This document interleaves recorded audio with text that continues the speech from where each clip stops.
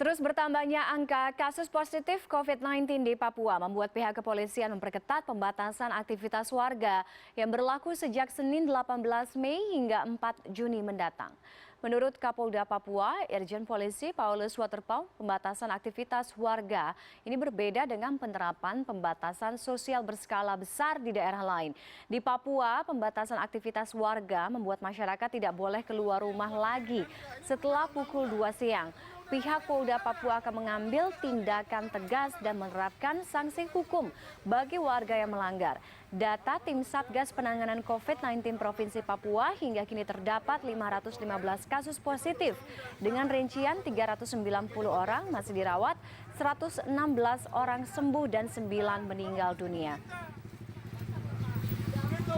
Sudah bergabung melalui sambungan telepon Kapolda Papua Irjen Polisi Paulus Waterpauw. Selamat sore waktu Jakarta, Pak Kapolda. Ya, selamat malam Mbak Tiffany. Iya, terima kasih sudah bergabung dengan CNN Newsroom. Terkait dengan pembatasan aktivitas warga Papua, ini berbeda penerapannya atau pemberlakuannya dengan PSBB di wilayah lain. Apa yang kemudian akhirnya sampai membuat keputusan, artinya pembatasan aktivitas warga ini maksimal sampai dengan pukul 2 siang, dan evaluasinya apakah sampai dengan hari ini cukup berjalan maksimal, Pak Paulus? Iya Mbak, itu hasil keputusan terakhir yang keempat ya, perpanjangan yang keempat pada tanggal 5 Mei yang lalu sampai tanggal 21 hari ini. Itu keputusan bersama Forkompimda, Forum Komunikasi Pimpinan Daerah dengan Bapak Gubernur, itu menyatakan beberapa poin. Di antaranya bahwa sesungguhnya pembatasan kegiatan aktivitas sampai dengan jam 14.00. Namun ada beberapa wilayah yang memang masih memberikan pertimbangan-pertimbangan berbagai aspek, sehingga ada yang jam 18, ada yang jam 17, dan lain sebagainya. Okay. Itulah yang kemudian kami rapat beberapa kali, kemudian 3-4 hari yang lalu kita bersepakat bahwa kita mau coba untuk taat ajas, yaitu kita coba mentaati apa yang sudah menjadi komitmen bersama di tingkat provinsi. Hingga akhirnya beberapa kepala daerah kita undang, dan kemudian dalam pertemuan dan rapat itu di Polda ya, kita inisiasi di Polda, itu kemudian disepakati untuk ya semua sepakat jam 14.00 sesuai dengan surat edaran Gubernur hasil keputusan bersama tanggal 5 Mei yang lalu itu. Oke. Begitu Mbak. Pembatasan aktivitasnya, cakupan pembatasan aktivitasnya ini apa aja, Pak Paulus? Kemudian bagaimana pengawasan, kemudian bagaimana penegakan hukum terhadap aturan pembatasan aktivitas ini?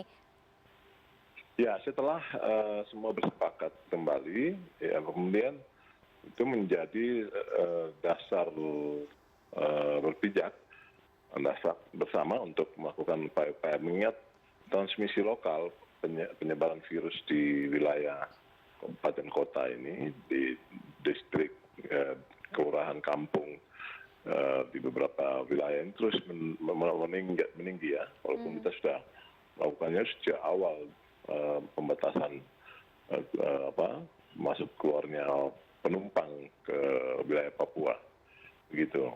Nah, itu kemudian disepakati bahwa leadernya atau kendalinya ada pada ketua harian PSBB, ketua harian COVID-19 Provinsi Papua itu adalah kepala Satpol PP yang sekaligus menangkap sebagai kepala badan BPBD ya provinsi. Itu kemudian berkolaborasi dengan kami TNI Polri untuk kemudian melakukan penegakan hukum.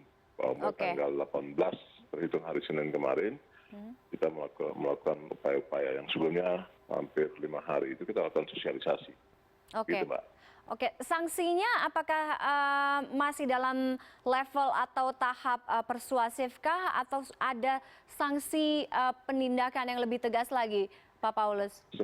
Sementara tetap masih dalam bentuk persuasif di 5 hari pertama, tapi mulai tanggal 18 ini, tanggal 21 ini kita sudah melakukan upaya-upaya dengan tegas. Artinya bahwa tidak boleh seorang pun keluar dan melakukan aktivitas.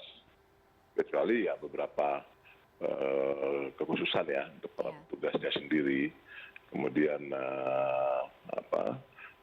para pegawai bank dan lain sebagainya, ya petugas kesehatan itu diantaranya yang memang diizinkan boleh ya keluar atau melakukan aktivitas. Yang lain di lock, artinya ditutup sama sekali akses stabilitas mereka yang nanti jam 19.00 ya itu baru mulai diberikan kelonggaran sedikit untuk mereka bisa melintasi daerah-daerah yang mereka akan pulang pergi di situ. Gitu Mbak Dar. Oke, Pak Paulus, kita tahu bahwa faktor kebudayaan di Papua masih cukup solid, masih cukup kental. Sampai dengan sejauh ini, bagaimana dengan penerapan atau pemberlakuan pembatasan sosial yang ada di wilayah pedalaman Papua? Ya, yang menjadi prioritas sebenarnya dari hasil evaluasi bersama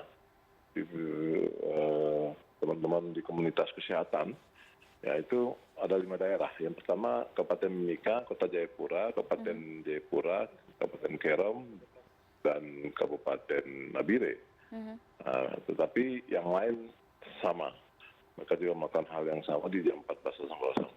Kami menempatkan beberapa anak-anak muda yang terjun langsung, komunitas-komunitas dari suku-suku yang juga menggunakan bahasa dalam rangka memberikan penjelasan langsung kepada warga masyarakat yang berasal dari daerahnya masing-masing.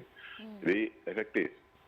Selain bahasa Indonesia, kita juga menggunakan beberapa bahasa daerah yang kemudian menghimbau, mengajak masyarakat untuk sebelum atau jam 14.00 sudah harus kembali dan masuk ke rumah, stay at home dan lain sebagainya. Kira-kira begitu.